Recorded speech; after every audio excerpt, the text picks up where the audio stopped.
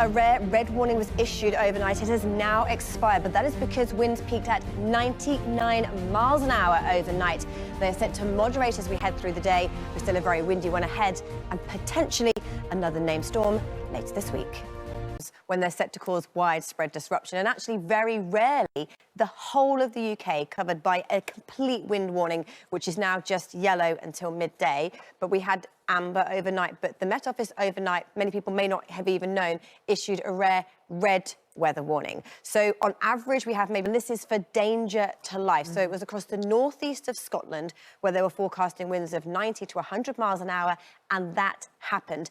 And the big reason for doing it is for the safety of people. Obviously, lots of power lines are down, lots of trees are on rail lines. It is change working regulations. It means that people don't go out and fix the power lines. People don't go out onto the railways. So it's to protect those people who are... And that's the thing, the most ferocious winds were overnight. So we will only know the full impact of the storm as people are starting to wake up. So I was watching the flight scanner last night, watching flights attempting to land. So it is the takeoff, obviously, you don't want strong winds and crosswinds, but it's the landing that is most important to have these. If you have these crosswinds, that's when it's the most dangerous. And we were talking about the storm yesterday having this rare red warning. It was issued overnight. It's now expired, but that was winds up to 100 miles an hour, and they peaked at 99 miles an hour. And actually, we have to contact other airports to see, depending on the size of the plane and the size of the runway, where they can land. And of course, if they have their own issues, you have to just go further afield where the winds are lighter and safer. Yeah. And is this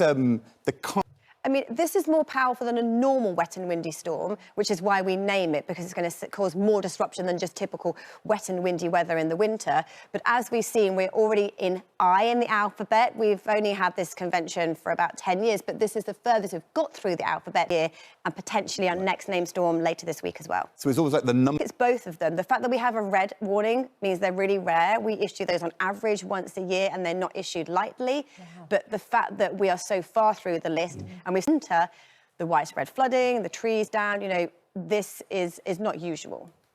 I have a really cool map behind you guys.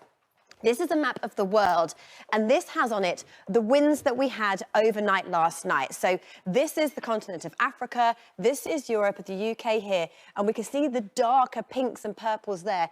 Actually, our storm was the most powerful storm on Earth overnight last night. Normally over in the Indian Ocean, in the Pacific, we would have very stormy weather, a little calmer there, but it just shows how powerful our storm is, being the most powerful on Earth at the moment.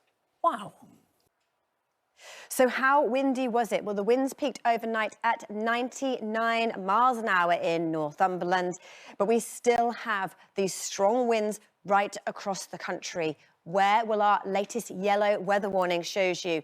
The red and ambers from overnight have now expired, but there is a yellow one until midday today. Winds widely still 50 to 60 miles an hour, potentially 80 across the north of Scotland. So they've moderated a little from overnight, but they still will be powerful as we head through the day. So it's this deep area of low pressure that is driving across the country, bringing these powerful, strong winds. And this is our named storm. But here, hot on its heels, another one could well be named for tomorrow.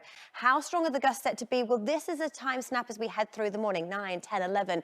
We can still see 50, 60 mile an hour gusts of winds in the north, 30 to 40 mile an hour gusts of wind in the south. So still the chance of trees coming down, still the chance of further power outages, and this disruption is set to continue all day long. So the wet and windy will continue. Blustery showers today, thankfully no more torrential rain, but still a blustery day ahead with more wet and windy weather later this week. Good morning to you. The all-important weather forecast. The whole of the country battered by Storm Isha overnight last night. How strong were the winds? They peaked at 99 miles an hour at Northumberland, but many areas maybe not reporting that widely into the high 90s of miles an hour because of this deep area of low pressure. Storm Isha is now clearing away. We say that the winds will moderate. It will be windy today, but not as windy as it was overnight. But here, coming in tomorrow, another area of low pressure, and that could well be our next named storm. Last night, a rare red warning was issued. Now that has expired, but today is still set to be very blustery.